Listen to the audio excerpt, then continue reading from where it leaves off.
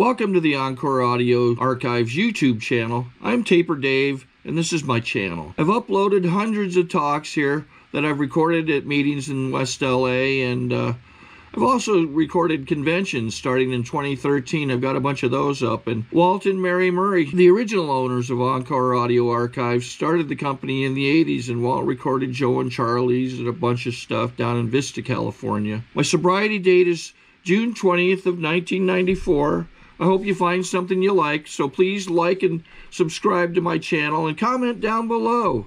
If you want to hear something that I don't have or that you don't see, I'll see that I get it. Anyways, take care and have a great day if you want to. Welcome to our main speaker, Carol.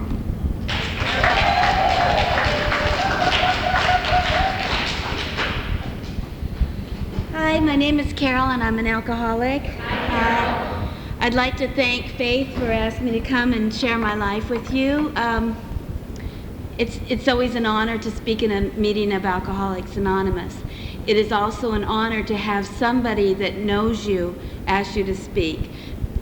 For me, it's a big compliment, because then I believe that in their opinion, maybe I live my life like the program has taught me, and that makes me feel good about the things that I do in my life.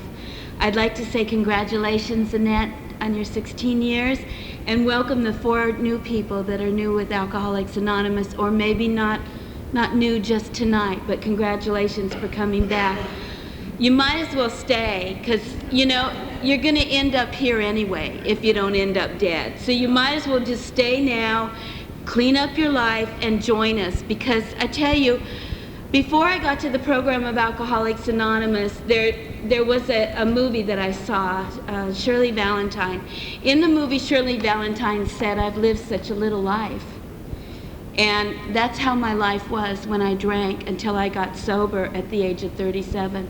It was such a little small life. I was such a prisoner of alcohol and such a prisoner of fear that I never went anywhere and I never did anything.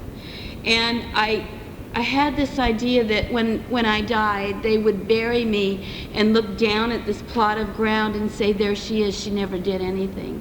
I just knew that they would talk about me and say, "She never did anything. She was either too drunk or too afraid." And since I've been sober, and I'll get into that a little more, I've been sober 19 years.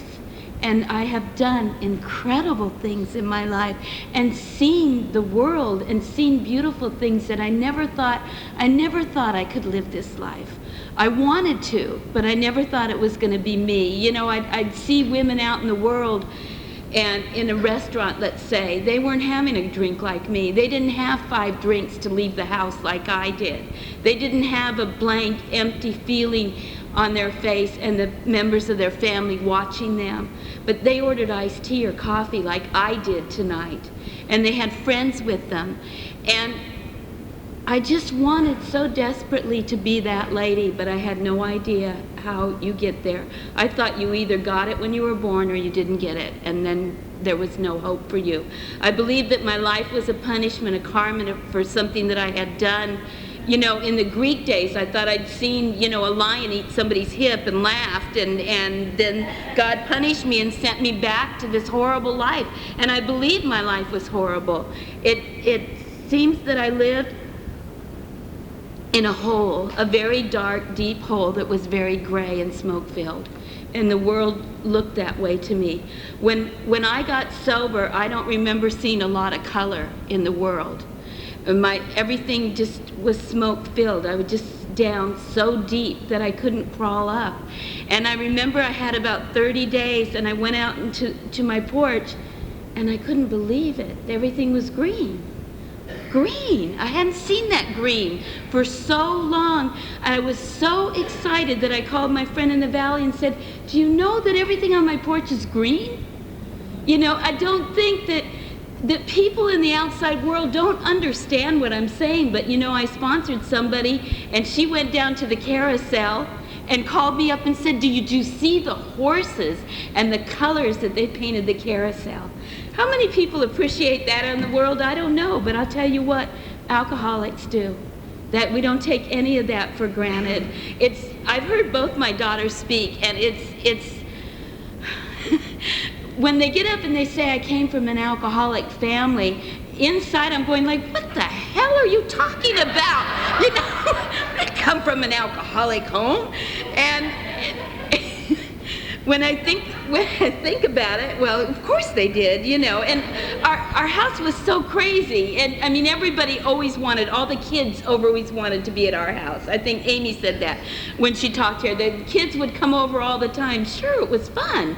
You know, they'd be in the room playing, and I would swing open the door and start out with one singular sensation. Come on, girls, line up, let's do a chorus. Or I would do a little Gypsy Rose Lee, you know. And my husband would be Sad Bear. Sad Bear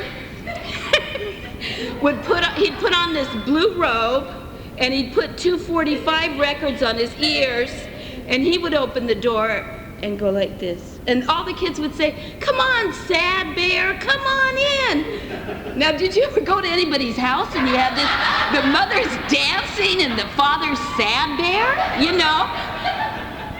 Insane. But then, like Amy said, when she spoke here, when they left and the drinking continued and the fighting started and all that stuff, it was an alcoholic home. You know, I feel bad for the way my children were raised. I can't make a full amends to my kids. And when I think about when I was their mother, I'm still their mother, but when I think about being their mother in that home and I see their sad little faces, me going in almost every month and saying, your dad and I are getting divorced, and they start crying, because that was something that I figured in my head.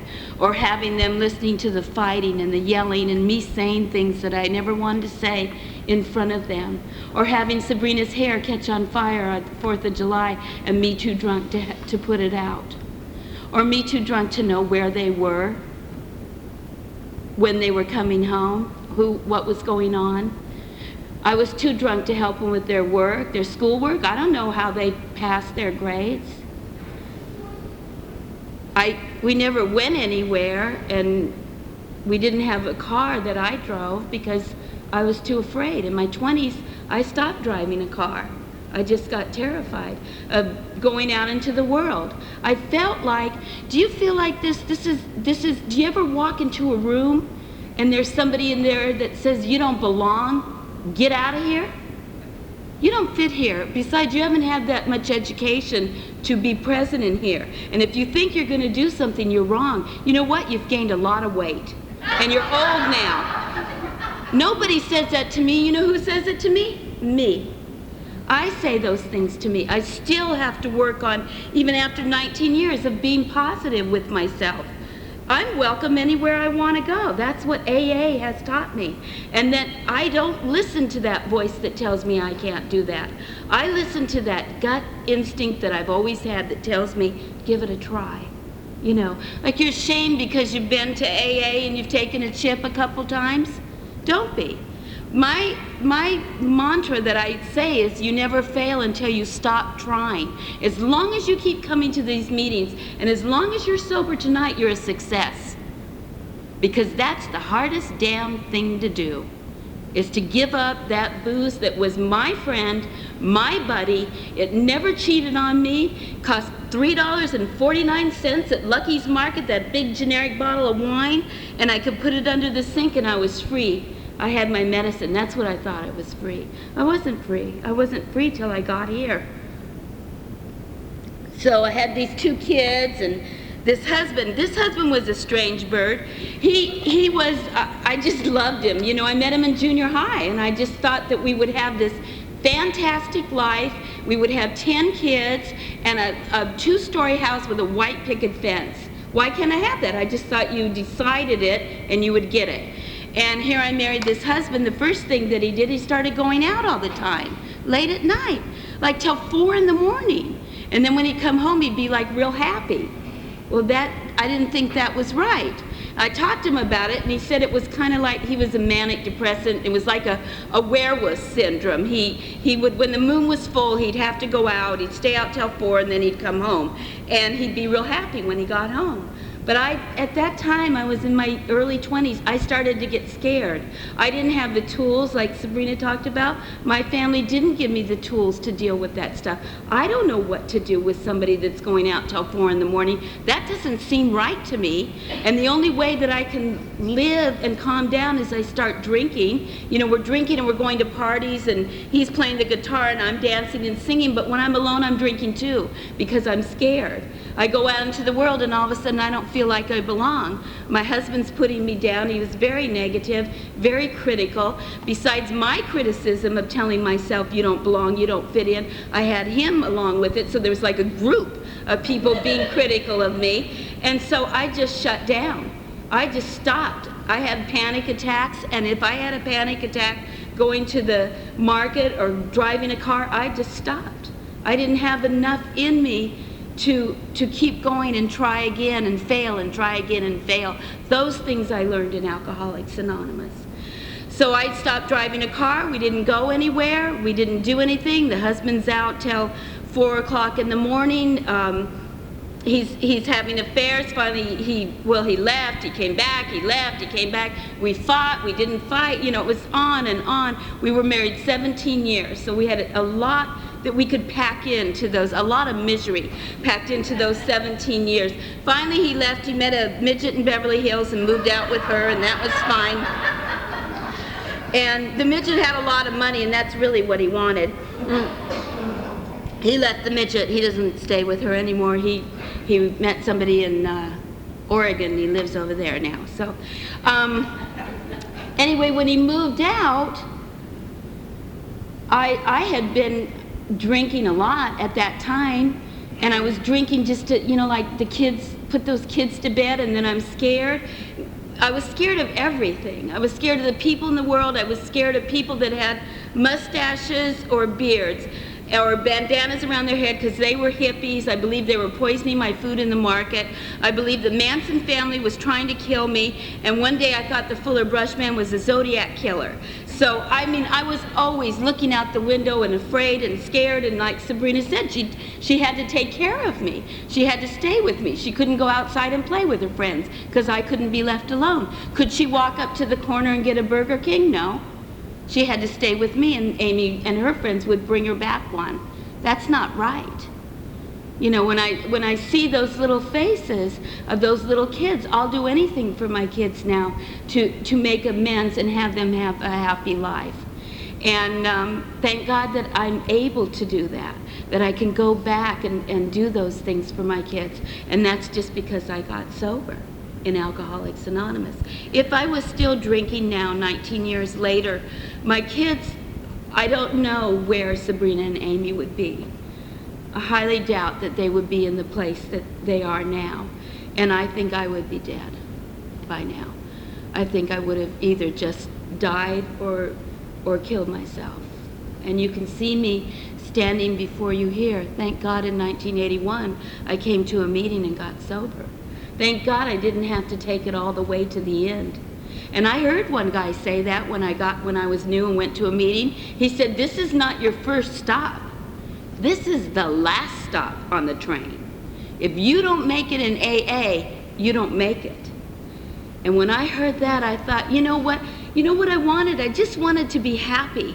I didn't want to be drunk. I didn't want to fall down anymore. I wanted to be happy and be a good mom to my kids. And the minute Tommy left with the midget, I started trying to get sober. But the hardest part is that I couldn't stop drinking. I mean, I would tell myself every day, I'm not going to drink, I'm not going to drink. And about 4 o'clock, I'd say, you know what? You have a really rotten life. Got those 2 horrible children, and you got to go home, and you don't have any money, you don't have any car, and you really need to have a couple glasses. And like Sabrina explained, I never had a couple glasses. I've never had 2 glasses of alcohol and quit. I have always drank till the drunk was done. And I took Valium in the morning to get the shakes off, and then I'd start in again in the afternoon, and I don't know how long I would drink. I would drink till I was through for the night. I would crawl around on the floor and crawl into the kitchen, get that jug out from under the sink, In the morning, the first thing I did was count my pills, count the pills that are in my bottle, count the pills that I keep hidden from myself, take the bottle, the jug out from under the sink, pour it into a little glass decanter, stick it in the fridge behind the baby fat fryer, because hopefully I won't see it, but I know it's there. You know, and I just kept doing it and doing it. In 1981, I don't know why I called these people and said, you know, I can't stop drinking. The reason I called these people is because they had told me that Ethan, the man, had gotten sober and his wife had gone to Al-Anon. They'd been doing this for 5 years and their life was different. And I knew what a creepy little drunk Ethan was. And if their life was different, I thought maybe this AA thing would work. Another thing that I thought about too is that my uncle, married to my Aunt Ginny, they told me he was on a business trip. This kind of family I come from, nobody says anything. My sister's in the bathroom at Christmas shooting heroin, and you ask my mother how's everything. It's just fine, honey. Everything's fine. And they just don't recognize, or she can't deal with it. I think that's what it is. So my uncle left my Aunt Ginny. They said he was on a business trip and he joined the Pacific group. And I heard that he had joined the Pacific group, so I always asked my cousin, I said, do you think Uncle Bai smokes a little dope or takes a little pills? She said, no, I don't think they can do that. I could not understand how somebody that loved alcohol like I did could go to this place and not take anything anymore. How can you live like that? I could not understand it. I remember I went to my cousin's wedding and the family was on one side, the Pacific group was on this side, and Clancy was there and they were drinking not champagne, apple cider, sparkling apple cider, and we were over here blasted out of my mind, I was, and Clancy, or my Uncle Bai, got up to give a toast, and he said the Serenity Prayer. And they toasted, and I thought, well, that is the stupidest thing I've ever heard. And you know, as I'm being drug out there, out of the party by my kids, and landing in the gutter and saying, come on girls, pick me up, it won't be the first and it won't be the last to get your mother out of the gutter, I think it's funny. But you know what? Inside my heart, I wanted so desperately to be in that group. They danced. They didn't have alcohol, and they danced, and they ate, and they talked, and they had fun. They weren't in the gutter. I wanted so bad to be like them. So on that night in 1981, I thought of both of them, my Uncle Bai and Ethan, and I called Ethan's house, and I said, I can't stop drinking. And they said, okay, don't worry. We're going to come pick you up tomorrow and take you to a meeting. Well, that's not such a good idea in the morning because, you know, look, I've got a lot of problems. I'm not, you know, the alcohol, yeah, but I'm scared and I can't drive a car and I can't go anywhere and I can't do anything. And even though I'm 37, my mother's taking me back and forth to work and to the market, and then if I have this booze, I'm like a little more free and I'm stronger, so I don't think it's a good idea to give it up totally. If you guys could just show me how I could drink and not get drunk, then I think we'll have it made. They didn't call that day, so I thought they forgot and they're not going to come take me, and that's fine with me. But sure enough, they pulled up at 8 o'clock and said, let's go, and took me down to the Marina Center. It was my first meeting. And Guy got up there. He was in show business. I couldn't relate to half the things he talked about, but he talked about blackouts. I knew about blackouts. I had those all the time.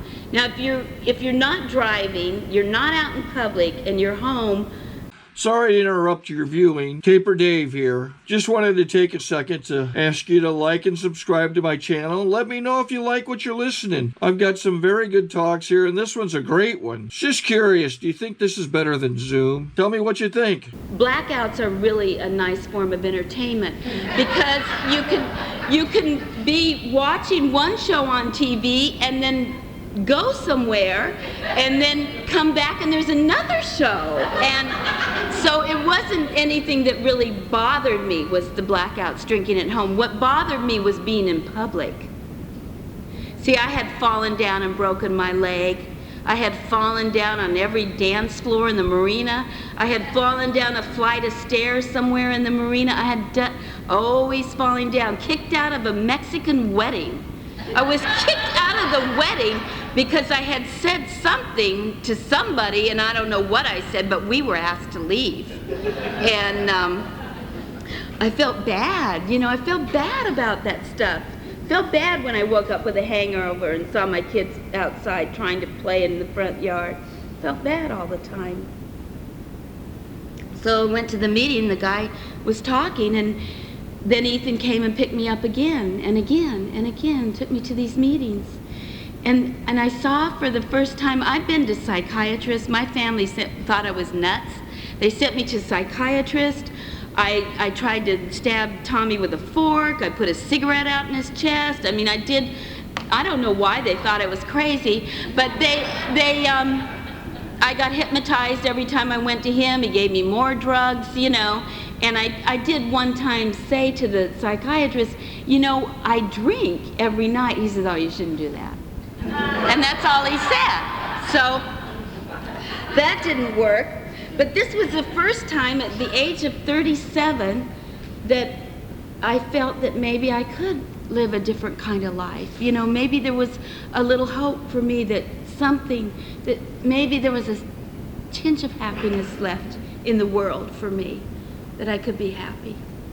So I started going to meetings, and I got a sponsor like they told me, and I remember after a few months I asked my sponsor, how I hear people go to coffee here, they like make friends and they go to coffee, and I said, how come they get to do that? And she said, you have to stick out your hand and start talking to people. I was painfully shy, like Sabrina. I was scared to death, especially men, terrified of men. How could I talk to them? What am I going to say? It's the same answer that my mother gives. You know, they'd say, how are you today, Carol? Fine, I'm just fine. You know, I didn't know how to talk about anything, but I started to get friends in the program and going to meetings, and nothing else changed in my life, but I had self-worth, a little bit of self-worth, because you know, it was Tuesday and I wasn't drunk. It was Thanksgiving and I wasn't drunk. My God, I can't believe it, that I'm not ashamed anymore. You know, I feel good. And things started to change around my house, and one of the first things to change is that I started to hug my kids. I didn't want to hug them before. You know why? Because in my crazy alcoholic head, I thought maybe they'd be tough and not have to live like I lived. So I thought if I didn't hug them and mush them, then they'd grow up strong. What a crazy thing to do to your kids, you know? So I brought home the hugs, and I treated my kids like newcomers, and that's what they kept telling me. And it took a while. It took about 6 years for my kids to come around and really be my friends. And like Sabrina says, we laugh a lot and we have a lot of fun. Thank God for the program, you know. Thank God that we can come into these rooms and hear the language of Alcoholics Anonymous. I can't go out. I work at a school. I can't go to a school and go into the teacher's cafeteria and say, you know what, I don't feel good about myself today. I'm a little afraid and I feel bad, you know. And the teachers are going to look at me like I'm crazy, but I can come in here and say, you know what, I'm scared today and I don't feel good. And you go like this, I know. You can do it. You can be okay. Nothing that I did in Alcoholics Anonymous did I do alone. I always had people around me helping me and supporting me. You know, I had a lot of problems with my kids. She's drinking at 13. That one's getting shock treatments and being institutionalized in hospital. And I believe that my kids are sober today because of the example that you showed when you came to my house. Because of the parties that we had at my house, because of the meetings that I took them to, because of the parties that they got to go to. And I don't think there's a mother in here that would like her child to be an alcoholic, because you know the hell that they've got to go through to get here.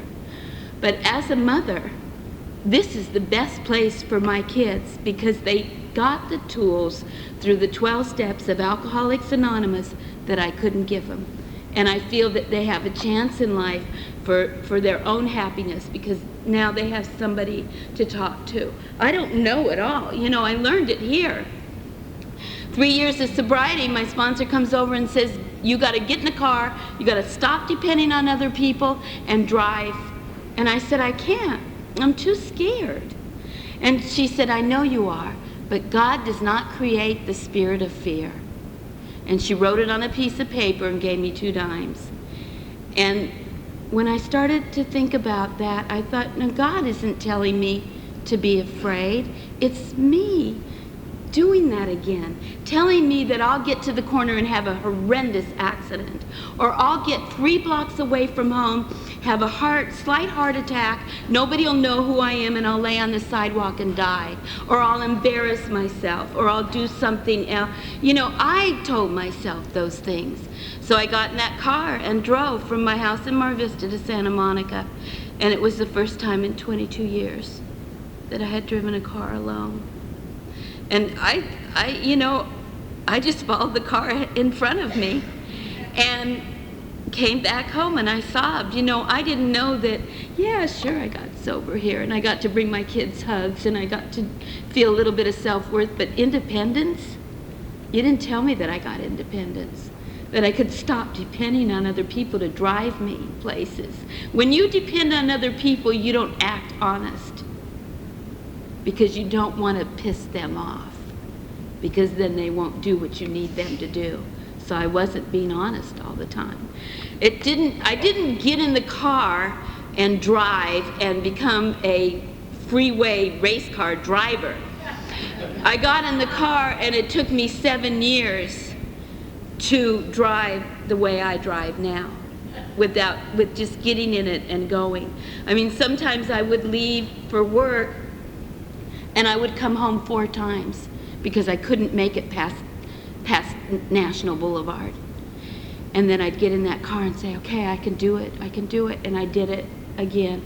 I always had somebody in AA that I called. I knew that I had the hugest bumper sticker on my car, you know, let go and let God, because I thought if I crash into something, maybe someone on the program will see me, they'll know I'm on the program, you know.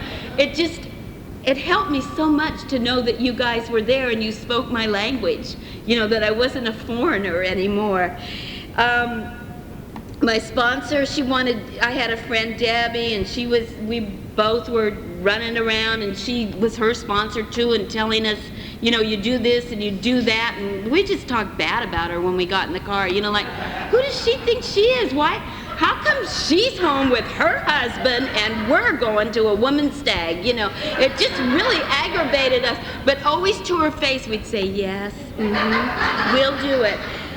So I tell her things. You know, when I got sober, I really thought the world was going to take care of me. I thought that the landlord shouldn't want my rent money, that the people at work should understand that I'm a little nervous, and they don't care. The outside world does not care that you're getting sober. People in here care, but out there, they just want you to do what you're supposed to do. So I would tell I don't have the money for the rent, I can't do this and that, you know, I've got these 2 kids.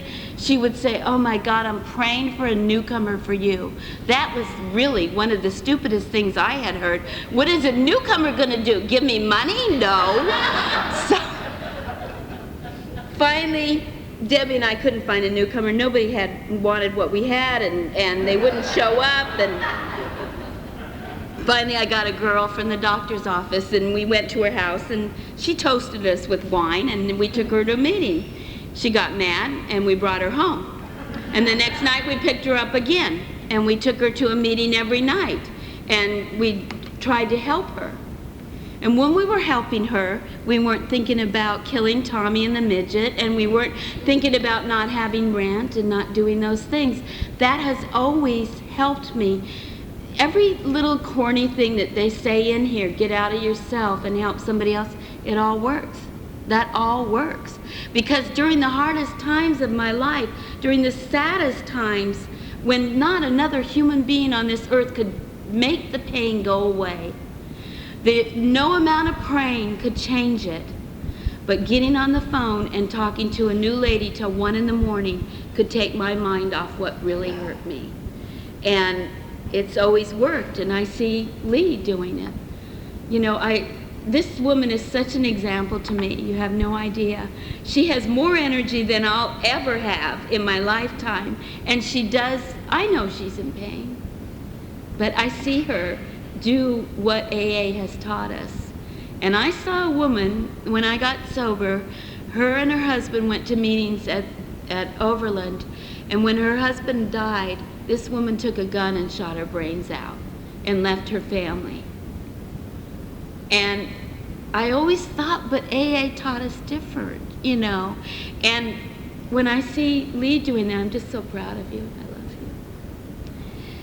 I love you. I drive a car. I have a car. I've been on an airplane 3 or 4 times.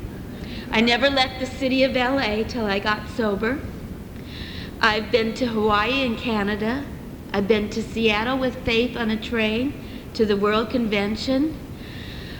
I've seen the beautiful things that God has created in the world, lime green grass and blue skies and clouds. I've been at my daughter Amy's side and watched Emily being born. I watched my new baby granddaughter being born. Drunk, alcoholic mothers don't get to do that. Sober mothers do. Sober grandmas take little budgies out to buy dresses and get ice cream and go to the movies, and I get to do things because I could never do that with my kids. But God gave me another chance to do all these things with my grandkids, and I'm so blessed that I've had this chance. I have wonderful blessings in my life, you know. I'm married to a man that is the dean of Palms Middle School, and I got fired in alcoholic. Everything bad that happened to me in AA in these last 19 years brought me to a place that I never would have gone. Getting fired from the doctor's office, that's a really hard thing to get over. And but it brought me into a situation that I'm in now where I work in special ed, and I work with these kids that I just love. Every morning when I get to school and I open that door, 18 kids say, "Good morning, Miss Carol." And they go, "Nah, that wasn't good. Let's do it again. 1, 2, 3. And they shout. And I get 18 little guys welcome me every day, you know, when I get to school. And they go, "Miss Carol's the bomb." And I don't know. I think it's good. But little guy the other day was doing his stuff, and I said, "Cut it out, Marvin." And so he started to do something, and Derek looked over and he says, Miss Carol don't play that way. And they take care of me. They'll come and walk with me and say, "We're your bodyguards, Miss Carol." Like, who's going to attack this old grandma, you know? But, God, I love being with these kids and watching them grow, and they're special. They're in special ed because they're special. And they need a lot of help, and I get to do that. You know, that whenever I'm helping somebody else, I always feel so much better. What I learned here in 19 years is that you never fail until you stop trying. As long as I got in that car and tried and came home 4 or 5 times, I didn't fail. If I gave it up, that was it. I was a failure. I've been a failure when I was drinking. I don't want to do that anymore. You know, last year, or the year before, I went to college. I never went to college in my life. And I went to college and I took some educational classes so that I could get more money at my job. But God, it was fun. I think I want to go back and do it again. I liked going to college and learning. They say that as long as you keep learning, you'll stay young. It's when you form your maps or your ideas and your prejudices and never change, you'll grow old. So I want to make sure that I keep learning. And I learned that I want to be current with people, that when I go to bed at night, I want everybody to know that I love them and that I care about them, and I'm current with everything that needs to be taken care of in my life, because I see how life can just be taken away so fast, and that happened to me. I learned that I really need all of you, but I have to depend on only myself and God, because human beings will fail you. I'll fail you if you depend on me. It's just the human condition, you know. It says we're not saints, we're not perfect. I learned that life can change on a dime, that I can be headed one way, and this is how I feel now, that I feel like I'm on this little raft, and I'm on this beautiful river, and I'm floating down to the end of my life, and there's trees and weeping willows, and I'm not scared. I'm just laying there enjoying the sun and coasting down, and every now and then my little ship pulls into an island, and I get on the island, and there's either problems or good things, adventures, and things that I need to problem solve. It seems like life is just a series of problem solving. I take care of it on that island, then I get on my raft and start floating down till it happens again. I used to think that I could predict what was going to happen. No way, you know. Things change all the time. The other thing that I learned here in 19 years is that I don't have to live in that gray hole anymore. Thank you.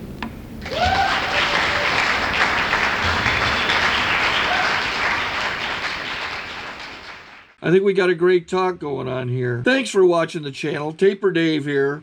Just curious, do you think this is better than Zoom? Okay, this is how I prepare my drone for launching. I like to do it inside the cab of my truck so I'm not standing outside in the weather. To install the joysticks for control, up and down, right and left, powered on. I have an Android phone that I use to connect it to the drone with. And it's actually controlled through the iPhone, through an app. Oops, wrong way. It's actually controlled through the iPhone, or through this Android phone, through the app. It's actually controlled through the Android phone, through an app, and you connect it through this short connection right here.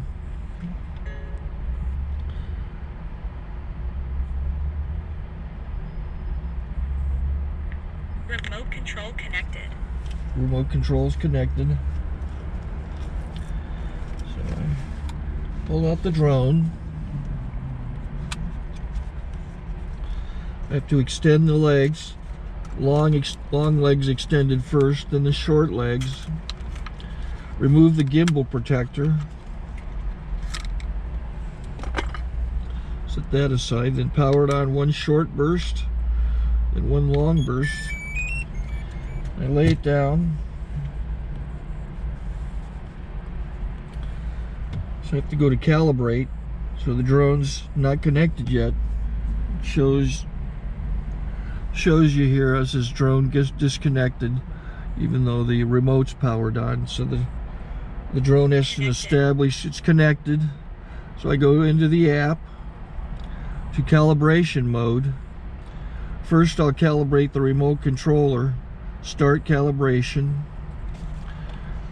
Out, in, oop, out, in, up, down, and then this little wheel is to control the gimbal. So it's calibrated. Go to gimbal calibration, start calibration, and then it calibrates the gimbal. I don't know if that shows up. The gimbal's moving all over the place. Changes, you can see it on the video. And I'm calibrated to take off. It's acquired 7 satellites at the moment. There are 26 satellites up in the sky, which it has to acquire before you can take off. So it's connected. It's got enough satellites. This is white. I can go to press this little arrow button, swipe right to take off, and it would start the motors if I slid this to the right. But I'll wait till I get outside. Don't want to do it inside.